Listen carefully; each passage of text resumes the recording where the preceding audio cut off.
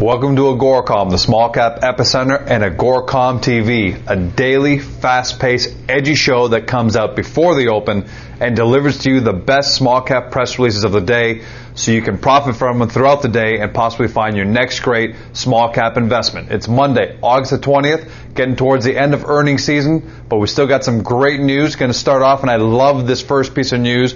Greenfield Financial Group, trading on the TSX Venture Exchange under the stock symbol GRF, announced their Q2 plus a dividend, and that's what I really like about it. First, the numbers. Revenues increased to $1.6 million and change, up 77% for the quarter.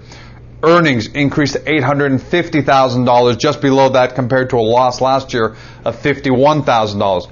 Big number, about $900,000 swing on the net income statement. Revenues for the first half, $2.9 million, up about 81%, and earnings for the first half, about $1.25 million, way up from a loss of $73,000. So first of all, just on the raw numbers, unbelievable performance. But hear this now, the board has approved a dividend of 3 cents a share per common share for everyone registered as shareholder by August the 27th. Payment is going to be made on September the 12th. Given the fact that the company is trading at 45 cents, that equates to a 6.66% dividend for the quarter.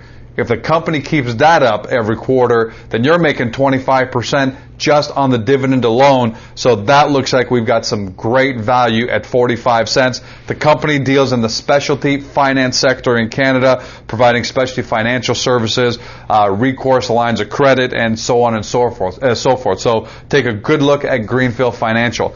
Next up, I love these big up-and-coming Chinese companies. This one here, General Steel Holdings, trading on the OTC under the stock symbol GSHO, announced a record Q2, and these are huge numbers.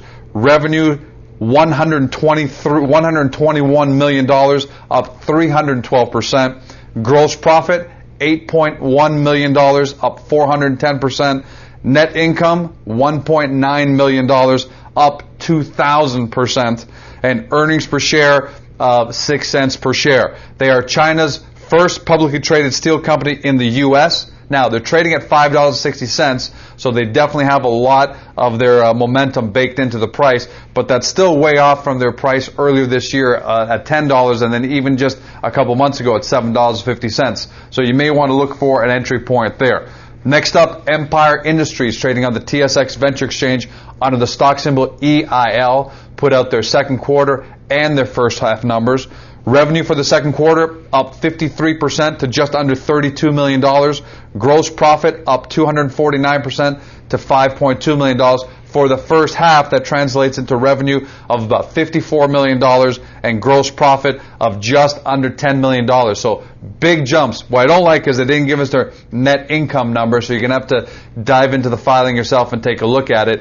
But they are in the steel fabrication business, and they're aggressively growing through acquisitions, so you got to like that. And they're trading at 43 cents, so you may have some great value there. Next up, Sino Gas International Holdings trades on the OTC under the stock symbol SGAS. Another one of these up-and-coming Chinese companies that I really like on the OTC because they're delivering real businesses, real revenue, and typically real profits. They put out their second quarter number. Revenue, $2.8 million, up 230%.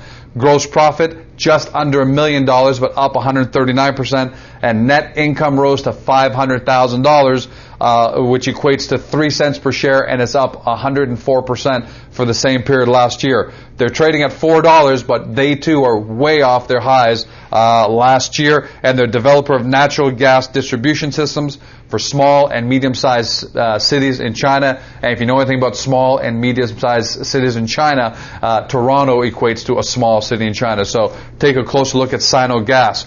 Longview Capital Partners trades on the venture under the stock symbol LV, and for our friends in Frankfurt, L6V. They put out their first half numbers.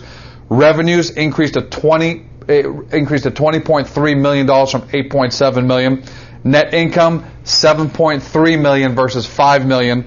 Earnings per share, 7 cents in earnings for the first half of the year. That's compared to 8 cents last year, so they're slightly off, but still a healthy number, especially when you look at their share price, which is trading at 61 cents. So even if the company didn't make any profit for the rest of the year, you're talking about you're getting about 9 cents. The company's trading at 9 times earnings, and that's if it doesn't do any more profit for the year. Now, probably it's way off of its highs of $2.30. What may be a problem here is that Longview acts much like a holding company, even though it's a very aggressive company that makes acquisitions, makes investments for its new acquired companies, and gets really involved in creating these great mineral resources. However, we've all seen the kind of beating that's taken place on the mineral side over the last month or so. So the question is Longview taking an oversized beating, or is this great value here? I'm starting to think that at 61 cents, it's kind of hard to give up, but take a close look and make up your mind for yourself. And finally, Nautilus Minerals. They didn't put out any numbers, but what they're trying to do here is reassure their investors about how stable this company is, and they are stable. Nautilus Minerals trades on the TSX Venture under the stock symbol NUS, as well as on the AIM in London for London friends under NUS as well. Now, with all the volatility, they want to remind their shareholders of one thing. The company is sitting on $289 million Canadian in cash, which equates to $2.22 per share, and this company is trading at $2.90 per share. So you're basically buying the company for 70 cents a share once you factor out the cash. That's got to be great value, and they're way off again with the beating that's been taking place in the market. They're over 550 just a couple of months ago.